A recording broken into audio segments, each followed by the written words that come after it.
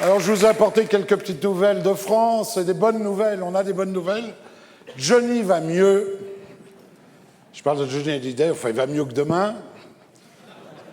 Et il est guéri puisqu'on lui a trouvé de l'eau dans les poumons. Vous savez, trouver de l'eau dans les poumons de Johnny Hallyday, c'est comme trouver une trace de vie sur la Lune. Je vous rappelle que notre rocker est entièrement élevé au fût de chêne. Alors, il va mieux, il est toujours exilé fiscal. Mais lui ne s'en cache pas, vous voyez, il vit en Suisse. Monsieur Arnaud vit maintenant en Belgique. Vous nous piquez tous les mecs, alors. Arnaud, le milliardaire, en Belgique. Il sera suivi par Monsieur Pinault un jour, vous verrez. On verra Arnaud devant, Pinault derrière. Ouais, c'est pas très fin. Enfin bon. Et alors, ce que j'aime chez Johnny, c'est qu'il est fier d'être exilé fiscal. Il est parti à cause des impôts. Et il l'a dit franchement l'autre jour, dans une interview au Journal du Dimanche. Il a dit « J'en avais assez d'être un mouton qu'on plume ». Il a du pot, il aurait pu être un pigeon content. Deuxième bonne nouvelle, Dominique Strauss-Kahn revient, ça vous fait plaisir? Le Turlutman de New York. Il donne aujourd'hui des conférences dans le monde entier, tenez-vous bien, sur la macroéconomie. Il doit raconter la vie de Dodo la Saumure. Moi, je ne pense pas, et je voudrais vous le démontrer, que Strauss-Kahn était coupable. C'est un piège. On lui a monté un coup monté. Bien monté, paraît-il. Alors, bon, c'est Sarkozy qui lui a tendu un piège. Quand on connaît la vie turbulente de Strauss-Kahn, est-ce qu'on va le foutre au FMI? FMI, fourreur de minous internationaux. Alors l'autre, il prend des habitudes, vous comprenez? La secrétaire hongroise vient le voir pour lui trouver du boulot, il dit « Faites comme tout le monde, prenez la queue », voilà. En plus, distrait, trop de boulot, il rentre dans sa chambre d'hôtel, Strauss-Kahn, il oublie de mettre ce qu'on met tous sur la porte de la chambre, c'est le petit panonceau « Do not masturbe ». Je vous dis qu'il n'est pas coupable. Un mec de 60 ans, en surpoids de 25 kilos, et qui sort de sa douche au petit matin en bandant comme un grand cerf dans la forêt de Chambord, je n'y crois pas. Et je suis bien placé pour vous en parler. Mais non, il n'est pas coupable.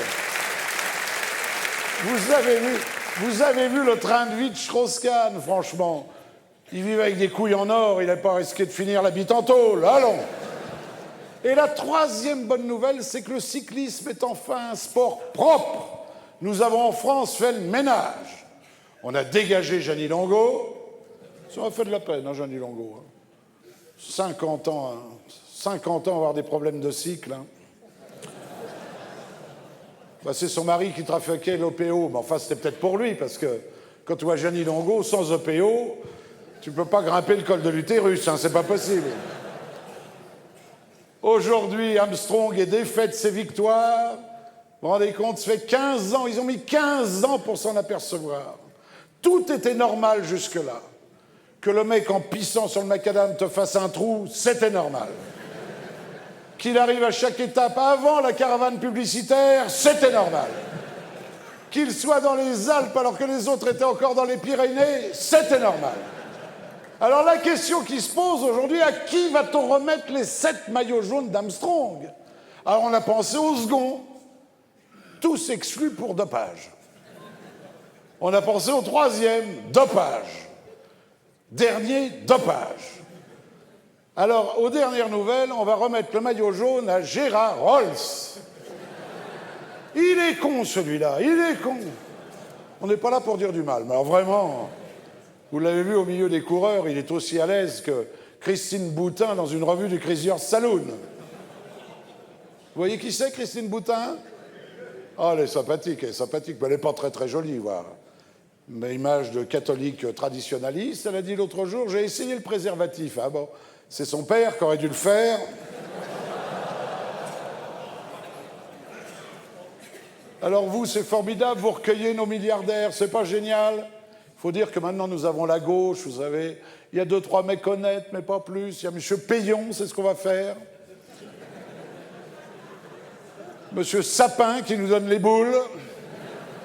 Et Hollande qui va tout faire pour mettre le pays bas. Alors,